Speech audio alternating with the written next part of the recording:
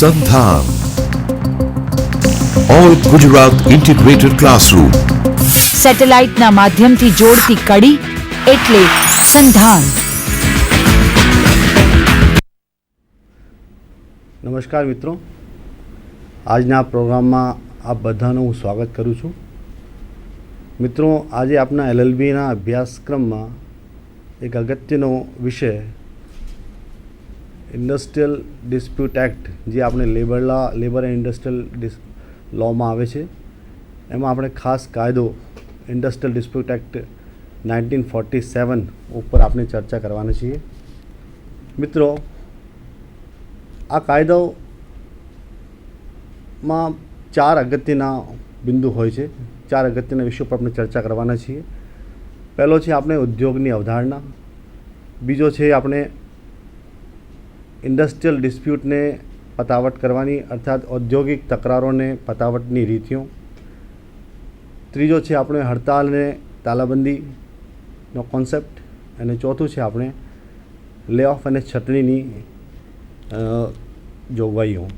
તો મિત્રો, આજે આપણે શરૂઆત કરીએ આ કાયદાની આવશ્યકતા એટલે શું. તો પહેલાં આપણે એને ઐતિહાસિક પૃષ્ઠભૂમિ પર ચર્ચા કરીએ. મિત્રો, પ્રથમ વિશ્વયુદ્ધ પહેલાં ઔદ્યોગિક પ્રતિષ્ઠાનોમાં પૂર્ણ શાંતિ હતી અને હડતાલો અને તાલાબંધીની બહુ ઓછી ઘટનાઓ જોવામાં આવતી હતી. એનું કારણ બહુ સ્પષ્ટ હતો, કારણ કે મજૂર વર્ગ સંગઠિત ન હતો, લોકમત સજાગ ન હતો અને રાષ્ટ્રીય હસ્તક્ષેપ બી બહુ ઓછો હતો. પ્રથમ વિશ્વ પછીની સ્થિતિમાં મિત્રો 1919માં આંતરરાષ્ટ્રીય શ્રમ સંગઠનની સ્થાપના થઈ, જેમાં મજૂરોમાં એકતાની ભાવનાનો સંચાર થયો. પ્રથમ વિશ્વયુદ્ધના તરત પછી રૂસની બોલ્શેવિક ક્રાંતિ પણ એમાં અગત્યનો ભાગ લીધો અને દુનિયાના દરેક દેશના મજૂર પણ પોતાના અધિકાર પ્રત્યે જાગૃત થવા લાગ્યા. આ સમયે આંતરરાષ્ટ્રીય શ્રમ સંગઠનનો મોટો ફાળો હતો. ઔદ્યોગિક તકરારની બાબતમાં કેન્દ્ર સરકાર સૌથી પહેલાં ઔદ્યોગિક તકરારનો કાયદો ઘડવામાં આવ્યો, પણ બ્રિટિશ સરકારની નીતિ કે જૈસા ચલ રહા હૈ ચલને દો લૈસા જ ફેરની પદ્ધતિ હતી. દ્વિતીય વિશ્વયુદ્ધ પછી ઔદ્યોગિક તકરારોની બાબતમાં ઐતિહાસિક પગલાં લેવામાં આવ્યા અને 1947માં ઔદ્યોગિક તકરારનો કાયદો અસ્તિત્વમાં આવ્યો. મિત્રો, આ કાયદાના હેતુઓ પર ચર્ચા કરીએ. ભારતીય બંધારણના અમુકમાં નાગરિકોને સામાજિક, આર્થિક અને રાજનૈતિક ન્યાય આપવાનો સંકલ્પ લેવામાં આવ્યો છે, જેની જોગવાઈ બંધારણમાં માર્ગદર્શક સિદ્ધાંતોમાં કરવામાં આવી છે. ઔદ્યોગિક તકરાર ધારાનો હેતુ પણ માલિકો અને મજૂરો બંનેનું સામાજિક ન્યાય પ્રદાન કરવાનું છે. આ બાબતમાં એક અગત્યનો કેસ દિમાકુચી ટી સ્ટેટના કામદાર વિરુદ્ધ દિમાકુચી ટી સ્ટેટના પ્રબંધકો માં સુપ્રીમ કોર્ટે ઠરાવ્યું છે કે માલિકો અને કામદારોના સંબંધો વચ્ચે સુમેળભર્યા સંબંધ હોવા જોઈએ. આ કાયદાનો હેતુ માલિકો અને કામદારોની ઔદ્યોગિક તકરારમાં ઉચિત પ્રતિનિધિત્વ કરવાનો છે. સાથે સાથે ગેરકાયદેસર હડતાલ અને તાલાબંધી રોકવા માટેના પ્રબંધ કરવાનું. આ કાયદાનો એક છેલ્લો અને ખાસ ઉદ્દેશ્ય લે ઓફ અને છટણીમાં વળતર અને સામૂહિક સોદાબાજી પણ કરવાની ચર્ચા છે. ઔદ્યોગિક કાયદાના મુખ્ય લક્ષણો પર ચર્ચા કરીએ મિત્રો, તો ઔદ્યોગિક અદાલતમાં વિવાદિત કેસ દાખલ કરવાનો અને ચુકાદો મેળવો, હડતાલ અને તાલાબંધી પર પ્રતિબંધ મૂકવાનો, જન ઉપયોગી સેવાઓ ઝડપી ન્યાય મેળવવાનો ઉદ્દેશ્ય અને સામાજિક ન્યાયની વ્યવસ્થાનો ઉદ્દેશ્ય એમાં સામેલ છે. હવે મિત્રો, વાત કરીએ ઉદ્યોગની અવધારણા એટલે શું, ઉદ્યોગ શું છે, વોટ ઇઝ ઇન્ડસ્ટ્રી. તો સેક્શન 2Jમાં ઉદ્યોગની ચર્ચા કરવામાં આવી છે. ઉદ્યોગ એટલે નિયોજક અને તેના કામદારોના સહકારથી માનવી જરૂરિયાતો અથવા ઈચ્છાઓ સંતોષવા માટે માલ અથવા સેવાઓનું ઉત્પાદન, પુરવઠો અથવા વહેંચણી માટે વ્યવસ્થિત પ્રવૃત્તિ હોય છે, ભલે પછી આવી પ્રવૃત્તિ માટે મૂડીરોકાણ કરવામાં આવ્યું હોય કે નહીં, અથવા આવી પ્રવૃત્તિ કોઈ લાભ કે નફો મેળવવાના હેતુથી કરવામાં આવતી હોય કે નહીં. તો મિત્રો, આ જો ઉદ્યોગની વ્યાખ્યા છે, આ વ્યાખ્યા બે રીતે ગોઠવવામાં આવી છે. પહેલી રીતે આ નિયોજકની સંદર્ભમાં છે અને બીજી રીતે આ કામદારોના સંદર્ભમાં લેવામાં આવી છે. આ જૂની ઉદ્યોગની વ્યાખ્યાની જગ્યા નવી વ્યાખ્યા પણ લઈ લીધી છે. ઉદ્યોગની વ્યાખ્યાની આપણે વિશેષતાઓની ચર્ચા કરીએ તો ઉદ્યોગ એટલે નિયોજક અથવા કામે રાખનાર અને તેના કામદારોના સહકારથી માનવી જરૂરિયાતો, આવા કામદારોને કામે રાખનાર ઠેકેદાર અથવા અન્ય કોઈ મારફત રોકાયેલા હોઈ શકે. માનવી જરૂરિયાતો અથવા ઈચ્છાઓમાં આધ્યાત્મિક અથવા ધાર્મિક સ્વરૂપની જરૂરિયાતો કે ઈચ્છાઓનો સમાવેશ થતો નથી. આવી પ્રવૃત્તિ માટે મૂડી રોકાણ કરવામાં આવેલ હોવાનું જરૂરી નથી. આવી પ્રવૃત્તિ કોઈ લાભ કે નફો પ્રાપ્ત કરવાના હેતુથી કરવામાં આવતી હોવાનું પણ જરૂરી નથી.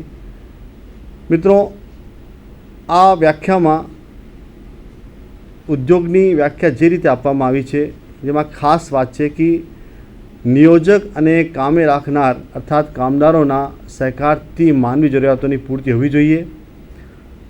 અને ખાસ વાત છે કે આ બધી કાર્યવાહીમાં આધ્યાત્મિક અને ધાર્મિક સ્વરૂપની જરૂરિયાતોનો સમાવેશ થતો નથી.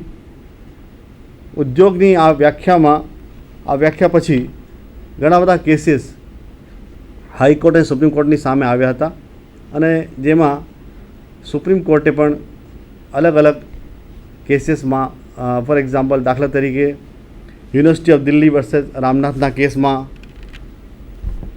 સુપ્રીમ કોર્ટે ખાસ આ વાત કરી કે યુનિવર્સિટીના જો ડ્રાઈવરો હોય છે એ કામદારો કહી શકાય કે કેમ, આ માટે એક પ્રશ્ન હતો. અદાલતે ઠરાવ્યું કે દિલ્હી યુનિવર્સિટીની શિક્ષણની પ્રવૃત્તિ ઉદ્યોગ નથી. આ કેસમાં એક ખાસ વાત કહેવામાં આવી કે પહેલાં આ કેસમાં સુપ્રીમ કોર્ટે નિર્ણય કર્યો હતો કે વિશ્વવિદ્યાલય ઉદ્યોગ નથી પણ ઉદ્યોગની જનની છે. કારણ કે ઉદ્યોગપતિ ક્યાં તૈયાર થાય છે? વિશ્વવિદ્યાલયોમાં તૈયાર થાય છે. આ રીતે પહેલાં આ કેસમાં એને ઉદ્યોગ માનવામાં આવ્યો. સાથે સાથે બીજા જે કેસીસ આવ્યા કે Madras Gymkhana club employ union વિરુદ્ધ મેનેજમેન્ટના કેસમાં પણ મિત્રો આ વસ્તુ ક્લિયર કરવામાં આવી કે જો જીમખાના ક્લબ હોય છે આ ક્લબ આમોદ પ્રમોદ માટે હોય છે. આ ક્લબોમાં વ્યક્તિ જાય છે અને પોતાનો જો સ્ટ્રેસ હોય છે આ ઓછો કરે છે અને રમતગમતના પ્રોગ્રામ હોય છે. ત્યાં પણ ટ્રસ્ટના ટ્રસ્ટી હોય છે, એમ્પ્લોઈઝ હોય છે.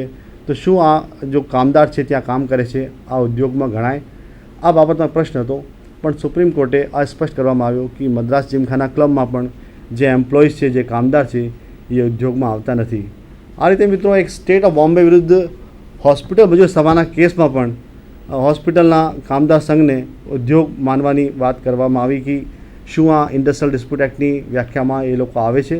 પણ આ સ્પષ્ટ કહેવામાં આવે કે હોસ્પિટલના મજૂર પણ આ કેસમાં, અને સાથે સાથે એક બીજો કેસ હતો સફદરજંગ હોસ્પિટલમાં પણ આ માનવામાં આવ્યું કે આ ઉદ્યોગ નથી. શરૂઆતમાં એને ઉદ્યોગ માનવામાં આવ્યું, પછી ખાસ આ કહેવામાં આવ્યું કે ભાઈ આ ઉદ્યોગમાં નવી વ્યાખ્યામાં સ્પષ્ટતા કરવામાં આવી કે આ ઉદ્યોગમાં નથી આવતા. આ બધા કેસીસમાં શરૂઆતમાં દિલ્હીના યુનિવર્સિટી ઓફ દિલ્હી વર્સેસ રામનાથના કેસમાં, જીમખાના ક્લબના કેસમાં, હોસ્પિટલ મજૂર સભાના કેસમાં પહેલાં એને ઉદ્યોગ માનવામાં આવ્યું. આ સાથે સાથે વર્કમેન આઈએસ ઇન્સ્ટિટ્યુશન વિરુદ્ધ આઈએસ ઇન્સ્ટિટ્યુશનના જો કોર્પોરેટ સેક્ટરનો ઓફિસ હોય છે, જેમાં આપણે ચાર્ટર્ડ એકાઉન્ટન્ટનો ઓફિસ હોય છે, એમાં જો લોકો કામ કરતા હોય, એમ્પ્લોઈઝ હોય, શું આ ઉદ્યોગ ગણાય? આ રીતે કમલેશ કુમાર ભારતના કેસમાં પણ આ એક વાત સ્પષ્ટ કરવામાં આવી કે પોસ્ટ ઓફિસના જો કામદાર છે એ પણ ઉદ્યોગમાં આવતા નથી. આ એક બધી નવી વ્યાખ્યાઓની પ્રમાણે આ કરવામાં આવી છે. પણ એના પહેલાં વચમાં એક બહુ અગત્યનો ઐતિહાસિક નિર્ણય સુપ્રીમ કોર્ટ દ્વારા લેવામાં આવ્યો. આ ઐતિહાસિક નિર્ણયનો કેસ હતો બેંગ્લોર વોટર સપ્લાય વર્સેસ એ રાજપ્પાના કેસમાં. આ કેસમાં બહુ સ્પષ્ટ રીતે આ નક્કી કરવામાં આવ્યું કે જે કોઈ પ્રવૃત્તિ સિસ્ટમેટિક ચાલતી હોય, સુવ્યવસ્થિત ક્રિયાકલાપ હોય, જ્યાં નિયોજક અને કામદાર કામ કરતા હોય, જે જગ્યા કામદારોના જો સંઘ છે એ કામ કરતા હોય, જે જગ્યા આધ્યાત્મિક રીતે કોઈ કામ ચાલતો હોય એ ઉદ્યોગમાં આવતા નથી. આ કેસમાં સ્પષ્ટ રીતે ઉદ્યોગમાં શું હોવો જોઈએ અને શું નથી એની સ્પષ્ટતા કરવામાં આવી. આ કેસ પછી બધાને ઉદ્યોગ માનવાથી, અર્થાત શિક્ષણ સંસ્થાઓને, જેમાં યુનિવર્સિટી, ક્લબો, હોસ્પિટલ્સ, બધાને ઉદ્યોગ માનવાથી ઇનકાર કરવામાં આવ્યો. અને 1982માં મિત્રો ઔદ્યોગિક વિવાદ સંશોધન અધિનિયમ 1982માં સ્પષ્ટ રીતે એક નવી વ્યાખ્યા ઉદ્યોગની સામે આવી. આના વ્યાખ્યામાં આ સ્પષ્ટતા કરવામાં આવી કે જે કોઈ સંસ્થાન છે જ્યાં એક વ્યવસ્થિત ક્રિયાકલાપ ચાલતું હોય, જે જગ્યા નિયોજક અને કર્મકાર બે વર્ગ કામ કરતા હોય, અને ખાસ વાત છે કે જે જગ્યા માનવી ઈચ્છાઓની પૂર્તિ માટે, સમાજમાં વ્યવસ્થિત સમાજમાં યોગદાન માટે કોઈ પ્રવૃત્તિ ચાલતી હોય, કોઈ ઉત્પાદન થતું હોય, કોઈ પુરવઠો થતું હોય, આ રીતે જ્યારે આ એક વ્યવસ્થિત ક્રિયાકલાપ હોય જેને આપણે એક સિસ્ટમેટિક એક્ટિવિટી કહેવાય, તો આ ઉદ્યોગ ગણવામાં આવશે. પણ એમાં ખાસ વાત કે 10 યા 10 કરતાં વધારે કામદાર કામ કરતા હોય તો આ બધા ઉદ્યોગમાં ગણવામાં આવશે. તો આજે જે કોઈ સંસ્થાન આ રીતના છે જેમાં એક સિસ્ટમેટિક એક્ટિવિટી છે, જ્યાં બે પ્રકારના વર્ગ છે, જ્યાં માનવી ઈચ્છાઓની પૂર્તિ માટે કોઈ કામ ચાલતું હોય, તો આ ઉદ્યોગમાં ગણવામાં આવે છે. મિત્રો, આ રીતે ઉદ્યોગની જો નવી વ્યાખ્યા છે, આ જૂની તમામ કેસીસમાં જે વ્યાખ્યા સામે આવી હતી એમાં ફરીથી એકવાર એમાં ઉલટફેર કરવામાં આવ્યો છે.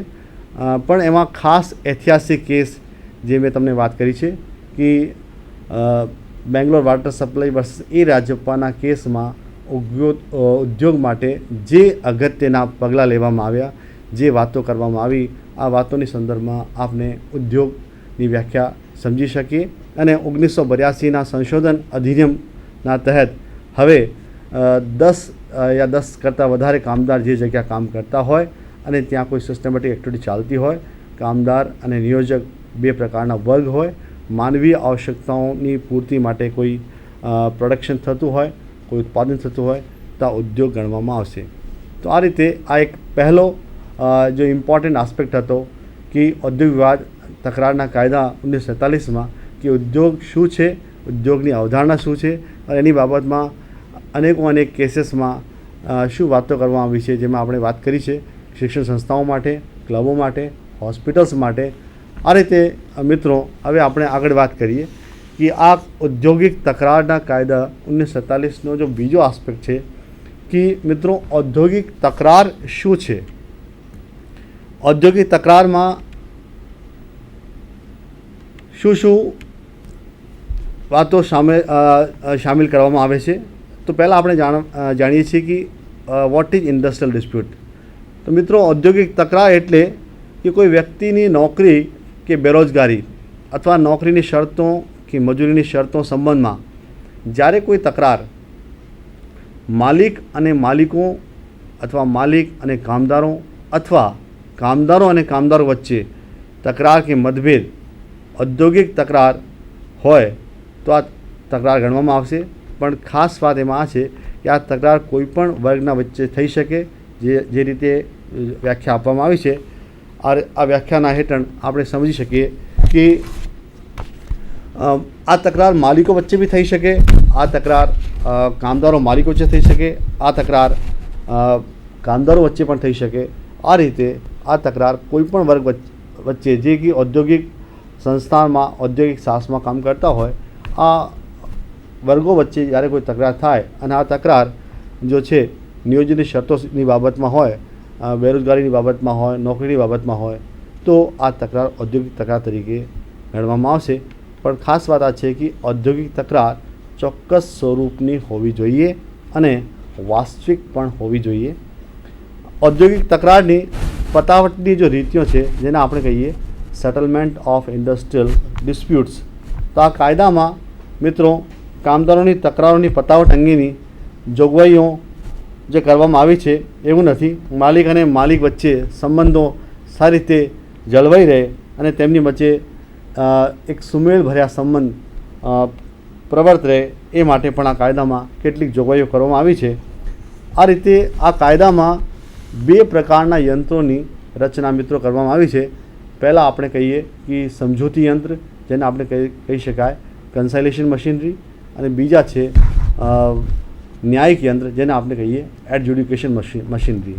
તો મિત્રો, જો સમજોતી યંત્ર છે, સૌથી પહેલાં જ્યારે કોઈ ઉદ્યોગમાં ઔદ્યોગિક તકરાર સામે આવે છે તો તે સમયે આ તકરારની બાબતમાં પહેલાં આ જાણવામાં આવે કે આ તકરાર શાંતિના રીતે કેવી રીતે એનો નિકાલ થાય. તો આ માટે સમજૂતી યંત્રોની રચના કરવામાં આવી છે, જેને આપણે કહીએ કન્સલેશન મશીનરી. એમાં 4 પ્રકારના યંત્રો છે મિત્રો. પહેલો યંત્ર છે વર્ક્સ કમિટી, જો કલમ 3માં જેની વ્યાખ્યા કરવામાં આવી છે. બીજો છે સુલા અધિકારીઓ, જેને આપણે કન્સલેશન ઓફિસર કહીએ, કલમ 4માં એની જોગવાઈઓ છે. ત્રીજો છે સુલા પંચ, કલમ 5માં એની જોગવાઈઓ છે. અને ચોથું છે તપાસ અદાલત, જે કલમ 6માં જેની જોગવાઈઓ કરવામાં આવી છે. તો મિત્રો, જ્યારે કોઈ ઉદ્યોગમાં ઔદ્યોગિક તકરાર થતી હોય તે સમયે સૌથી પહેલાં વર્ક્સ કમિટી પોતાનું કામ કરે છે, જે સમજૂતી યંત્ર છે. વર્ક્સ કમિટીની આપણે રચનાની વાત કરીએ મિત્રો, કે જે ઔદ્યોગિક સંસ્થામાં 100 અથવા વધારે કામદાર નોકરીમાં હોય અથવા આગળના 12 માસમાં દરમિયાન તેટલી સંખ્યામાં કામ કરતા હોય અને સંબંધિત સરકાર, જ્યારે સંબંધિત સરકારને આ સૂચના મળે કે આ રીતે કોઈ ઉદ્યોગમાં 100 યા 100 કરતાં વધારે કામદાર છે, તો સંબંધિત સરકાર એક ખાસ હુકમથી યા સામાન્ય હુકમથી, જેને આપણે એપ્રોપ્રિએટ ગવર્મેન્ટ કહી શકાય, જે રાજ્ય સરકાર પણ હોઈ શકે અને કેન્દ્ર સરકાર પણ હોઈ શકે, તો આ ઉદ્યોગમાં જે ઉદ્યોગ છે આ ઉદ્યોગમાં વર્ક્સ કમિટી રચના કરવામાં આવશે. અને આ કમિટીમાં મિત્રો 20 સભ્યોની કમિટી બને છે, જેમાં 10 સભ્યો કામદારોના હોય છે. તો કામદારોના સભ્યો કામદારોના સંઘથી નિમણૂક કરવામાં આવે અને જો નિયોજક છે, નિયોજક તરફથી